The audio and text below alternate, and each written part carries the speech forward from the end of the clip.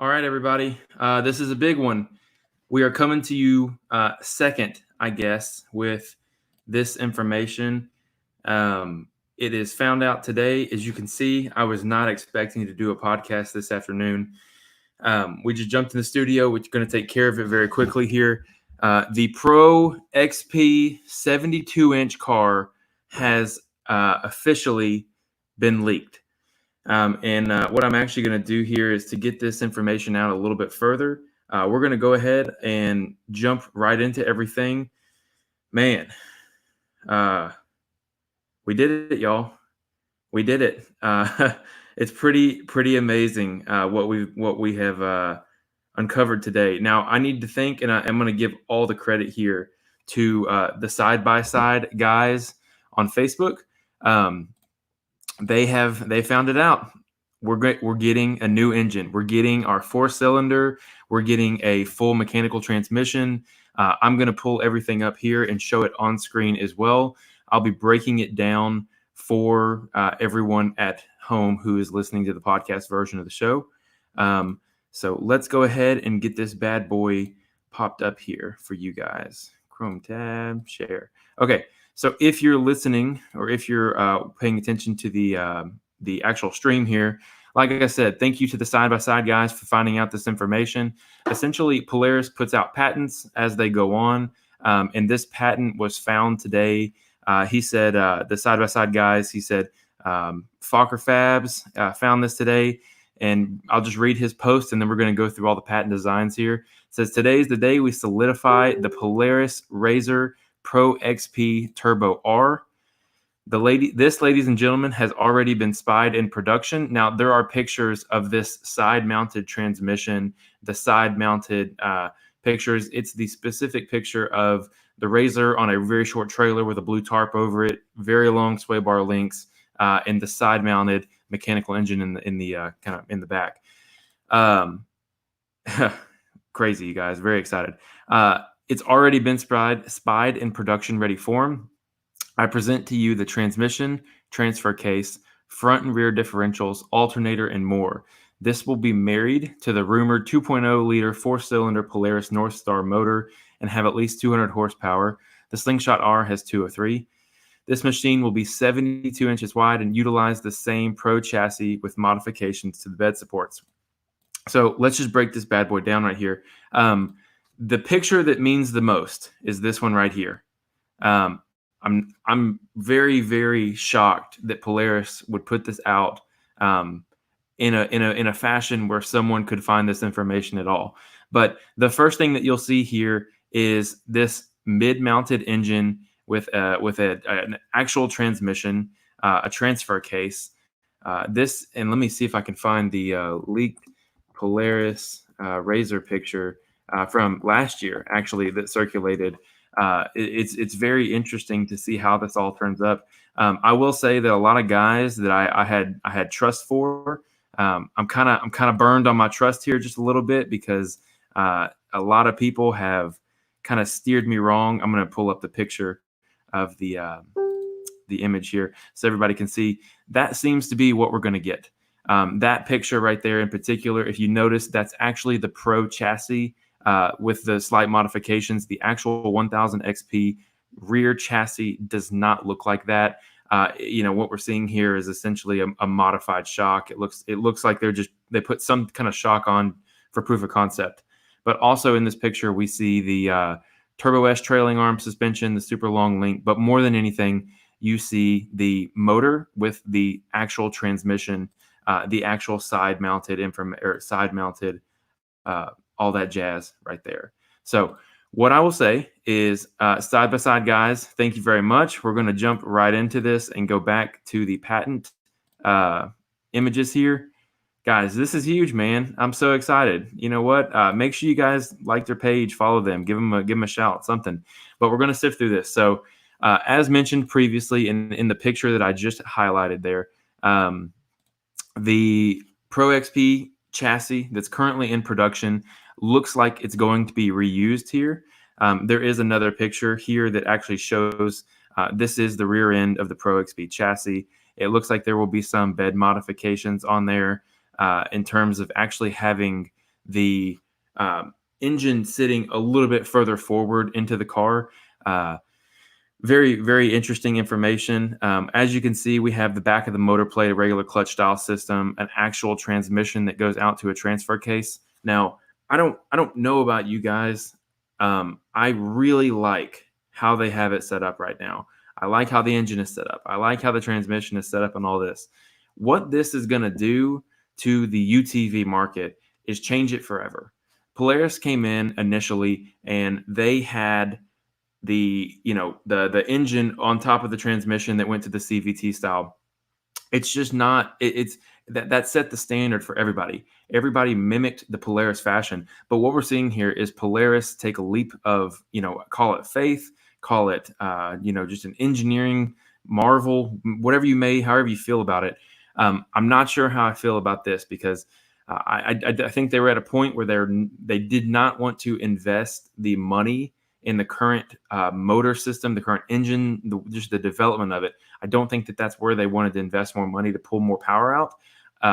Obviously, the transmissions were always an issue. You could break a case. I mean, they seem to have it well figured out in the turbos, but the guys in turbo transmissions constantly broke those as well.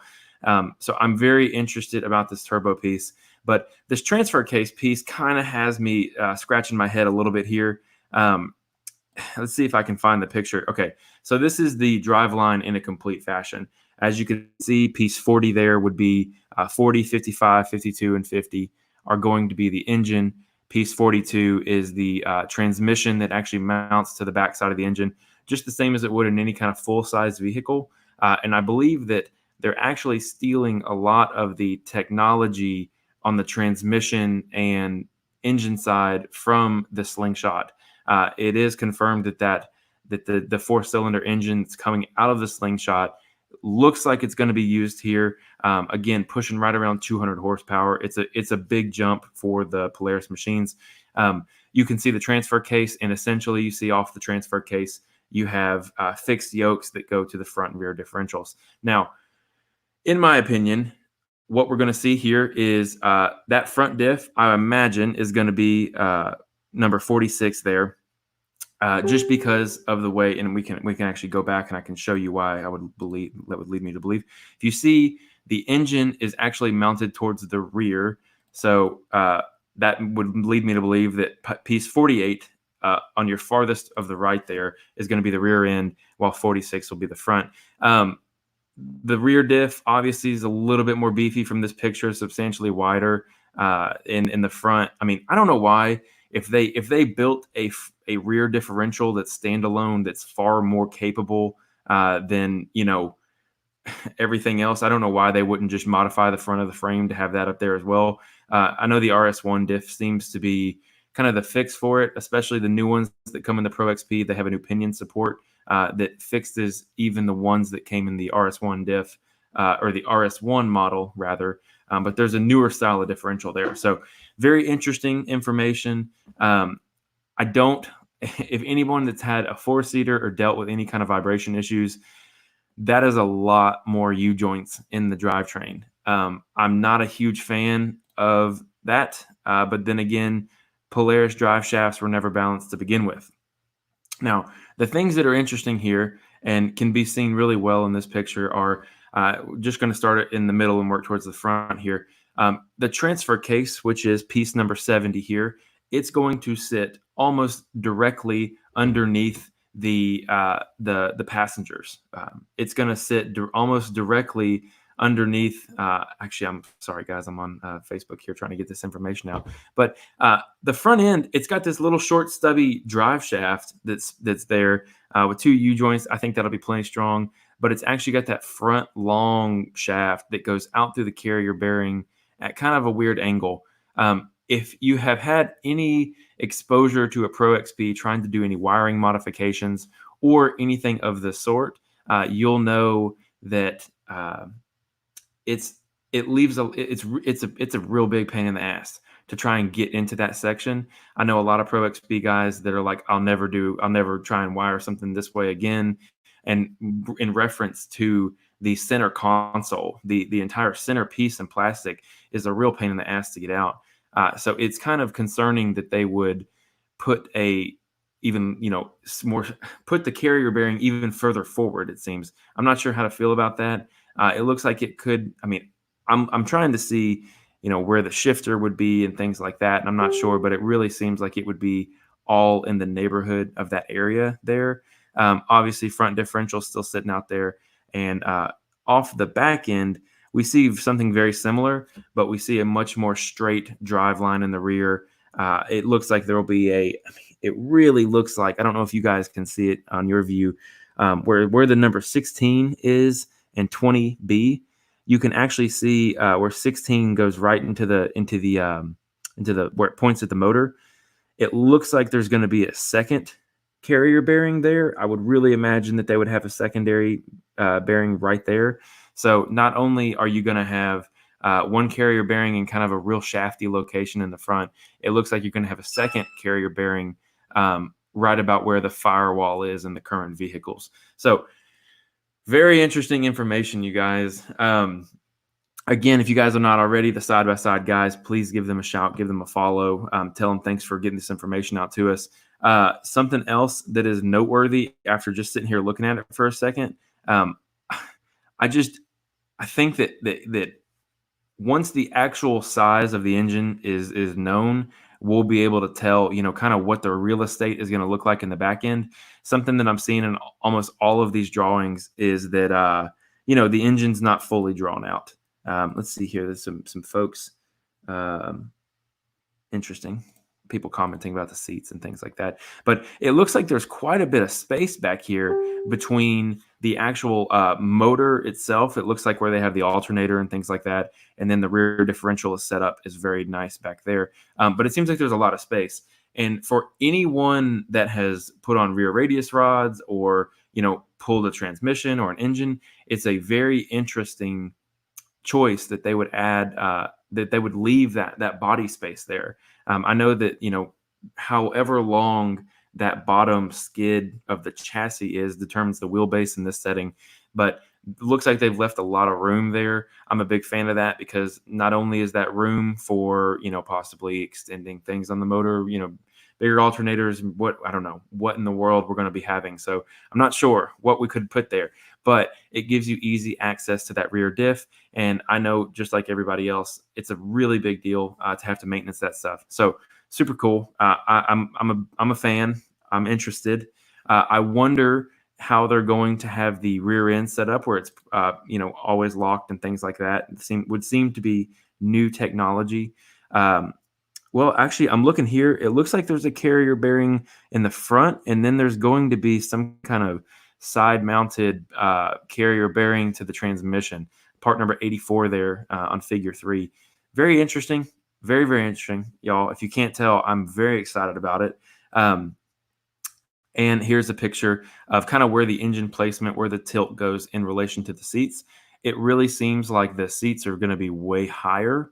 It seems like you'll be sitting up much higher in the vehicle. I can't really get a good look here, but if this, let's talk about this picture for a second. So this is where the seats are going to sit in relation to the drivetrain.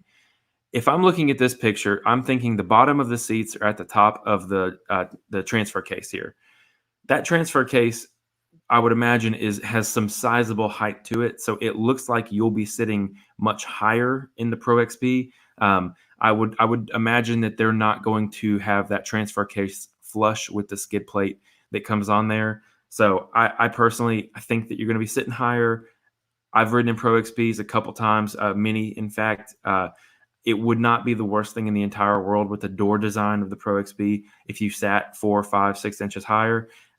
Drivability wise, it may make a big difference in terms of, how does it feel when you drive it and things like that. But I'll even pull up this picture here. The Pro XP seats are substantially more sunken down, I guess is the right way to say it. They're much more form fitting. So I would think that this is good. I would think that this is a good thing. It's very, very interesting. It's a very, very interesting thing that we've done here. Let's see here. There's a good look at that side mounted bearing that they're going to have on there. Got a fly in here with me. But very interesting stuff. Let me know if you guys are listening in the comments section. Is there anything that I have not mentioned or you want me to go over again? Because again, these are just early drafts, or not early drafts, but this is a first take. This is a hot look on new patents that have been released from Polaris, seemingly going to be fitting the 4-liter. Excuse me. Is it two? It's a 2-liter. Yes, 2-liter 4-cylinder Polaris North Star motor with at least 200 horsepower going in this vehicle. Very exciting stuff here. Very good. Now, okay, let's pause for a minute. Let's go. I'll leave these pictures up here. He on the side by side guys page. This guy's been doing some super deep dives into the patents as things have come out. Everything, including from drivetrain locations to CVT vent stuff. It really, really did his homework and has really kept his eye on some stuff. So hats off to him. But let's talk about what this does for UTVs. Let's talk about what happens now, Can-Am, all this. I mentioned it briefly earlier. Polaris is the inventing group in all of the UTV world. Can-Am came in. I'm going to alter my mic here just a little bit, everybody. Hope that wasn't too loud. Can-Am came in and they did it better.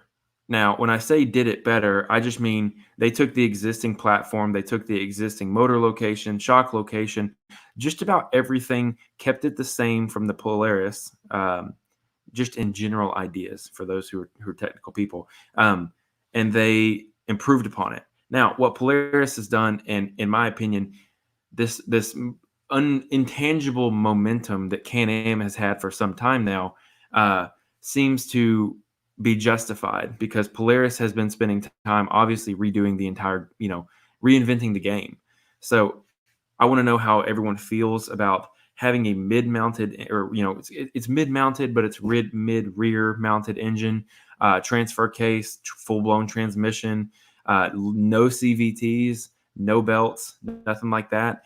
To me, I mean, I'm not the hardest person on the entire world on belts and things like that, so I'm not opposed to the system that's in place right now. But I will say, I imagine that this system will be vastly, let me make that bigger again. I imagine that this system will be vastly more durable. I imagine this system will be vastly just superior. But I also imagine that in the event that these things break, this transmission breaks, these transfer cases break, especially in the first few years of development in this is going to be a big pain in the ass, y'all. If you break a transfer case, if you crack a transfer case and all of a sudden, down here in the middle where you see the two yokes coming out of the transfer case, front and rear, if you break that, if you break the chain, you're not going anywhere. And you also can't fix it without pulling your entire car apart. This is very reminiscent of the full-size world, in which a break like this not only puts you down for the day, but puts you down for a while. Whereas currently, if you lose a clutch, clutches are kind of readily available, belts are very available. The dynamic changes a little bit, and if you're going to choose to go this route, which I'm sure I will have a friend who will be kind enough to let me jump in with them and get on board. Think about this. I'll jump in one of these things and I'll understand why people want to buy this, because as of right now, this is going to come out and this is going to be $35,000. I mean, this is going to be $30,000. This is going to be the most crazy, insane, expensive UTV that's ever been made. I imagine that this is going to be 72 inches. First off, 72 inches. Okay, that's already an upgrade. I imagine that there's going to be a dynamics version of this. So there's another upgrade. So here we are. We have a couple of different things that can come from here. We can have a 64-inch turbo. Maybe they're going to call it a turbo, the race car. Turbo R. I think it's cheap to steal that from Can-Am. In the past, they've called it the Turbo S. Maybe they'll call it the Turbo S Extra, Turbo SX, maybe. Have a 64-inch model of that, and then they'll have a 72-inch model with this car, and then they'll have potentially a 64-inch model with dynamics, a 72-inch model with dynamics, and I think this is going to be the UTV that hits. gosh, I really think this might be the UTV that hits 30, 35, 40,000 when it's all said and done. Now, that's not attainable for anyone. That's just not something that can happen really. So I'm kind of in this point where I'm nervous. I'm excited. I'm nervous, but I want this system to be implemented in all the machines all the way down. But obviously, that's going to do some crazy stuff to the price. So it's just not something that's going to jump out to everyone immediately. What this is going to be used for, this is going to be implemented in race cars. I believe that this setup, if you've been following the page, Guthrie Jr. ran the Dakar series with a very strange 3-cylinder engine. I believe it was set up by a third party. I potentially think that this transmission was probably used. They had the entire engine bay covered up. I'll see if I can find the post for you guys, but it was very, very interesting. We'll do Dakar, Mitch Guthrie Jr. We'll see, because the car was obviously super fast. It was a Polaris, and all these pictures that they have on here are not the greatest in the world. But this picture I'll pull up here, it'll show you exactly what it was, kind of how they hid the information there. Let's see if I can get it pulled up. Okay, great. So this is a car that I think they may have been running this on or doing some demo testing on. As you see here, the shocks are in a completely different location. That is not reminiscent of the pictures. We'll go back to the patent here in a moment. Not reminiscent of those pictures, just for the sole fact of in the patent, the shocks are leaned forward like on the regular XP model right now. But what I do see here is there's potential for modification on the chassis side for the bed. They have this entire bed in this photo on this car. The entire bed was caved in, or not caved in, but covered by steel. You couldn't see anything. They had really long skid plates. I think that there are photos of inside the engine compartment where someone actually walked up and just snuck some pictures up. It was not the ProStar engine. I'll say it like that. It was a different engine that was put in there. And I think that this is a very interesting, perhaps concept car that they use to prove the durability in the transmission and all those things like that. My wife has texted me if I want Burger King. No, I don't want Burger King. I'm talking about razors. What's more important than that? So going back to our patent window. And again, thank you guys for sticking around for me. This is breaking news as of 1 hour ago from the side-by-side guys. Super excited about it. And we're going to just break through again. I will encourage, if you guys have questions, comments, feel free to jump on the conversation. Michael says the 2.0 liter thing makes me question this. They've been staying under 1,000 cc's for years. So the 1,000 cc limit, let's talk about it, because that was implemented that restriction is under California. If a vehicle goes over the 1,000 cc limit, it will have to be registered by the DMV, or Department of Transportation. It's registered as a regular vehicle and no longer an OHV vehicle. To me, they can definitely. I don't know the necessary ratio to like liter. If the liters is a direct relation to 1,000 cc's, guys, I'm kind of a moron when it comes to some of this stuff. If 2.0 liters pushes it over 1,000 cc's by just the nature of the beast, if I'm not mistaken, I would think that the actual cubic size of the engine is what determines the cc's there. But again, I'm a moron at some of this stuff, you guys. I just think that we're in for something very interesting. I don't think that Polaris would box out their Californian market at all. I think that that's a foolish thing to do, and I think that that's a very inconsistent thing to do. I think that would land them in legal hot water. We're going to have Polaris on in a couple weeks, y'all. I'm going to assume it's probably going to be after that this car releases. We'll see. So someone asked, could it be a 3-cylinder? Let me jump through these comments, because actually in the comment section here, let's see. I saw a photo of the engine there. Either way. So what we're going to do here is I'm actually going to take a moment, step away, and if anyone has any questions, comments, anything like that, feel free to chime in. I'm going to take a minute, stop talking. If you guys have any questions, feel free to ask them. And I'm going to wrap this bad boy up here in about the next 2 or 3 minutes.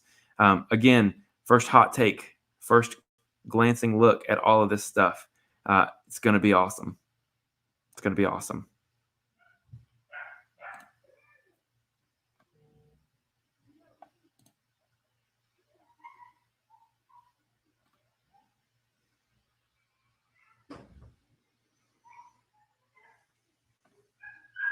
I'm going to step away for one moment, everybody. I'll be back shortly. If you guys have any questions, continue to pump those in through the Facebook. I'm just going to grab my stepdaughter real shortly.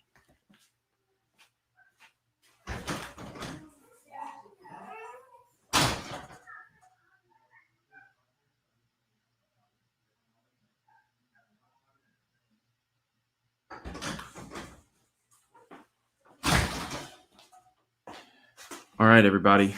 I'm going to sift through some of these comments quickly. Someone said, a $40,000 car. It's very possible that this is it.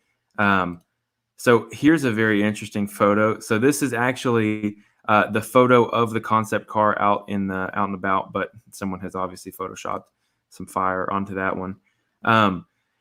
It's very, very interesting to see what this is going to be. I see a lot of conversation on here about the 1000cc law. It's possible. Now, I did see something in here that's very interesting. It could be that they're just going to release the 72-inch version of the car. Now, if we go back and look, the patent for that North Star 4-cylinder engine actually came out 2 years ago. It's very interesting because this engine setup, this drivetrain setup, very well could be for the 2022 car. It's possible. That would be a little bit disheartening, but it would be a good and logical stepping stone for Polaris, because obviously you introduce your Pro XP, then you introduce your 72-inch Pro XP, and then the following year you introduce the new engine platform, and then dynamics and things like that on top of it. It's very interesting. I don't know, guys, but this is it. This is the first take. This is very big information. Thank you to the side-by-side guys for getting this information out to us. I'll be keeping an eye on everything. We'll be, keep an eye on Racing on the Rocks. Share this video. Get the information out to your friends. And we'll, anytime we get a hot look, anytime we get more information, we're going to get it back to you guys as soon as possible. So thank you guys for your support. I'll keep everyone updated. Yeah, Dan, I think we're going to get the Pro R this year. My gut, I've read the comment that said, this is a possibly 2022 enhancement to that car. And it kind of sounds more logical that they would do that. It sounds more logical that they would introduce the 72-inch version of the Pro XP and call it the R, the Pro R, or Pro S. And then they would call this, in 2022, they would call it, the Pro XP, double S or something crazy. But anyways, long story short, just wanted to give you guys a hot take. Y'all have a great afternoon. If you're not already, please subscribe to the podcast on Apple Podcasts. It very much helps us. Leave us a review if you're feeling extra kind. Thanks, everybody.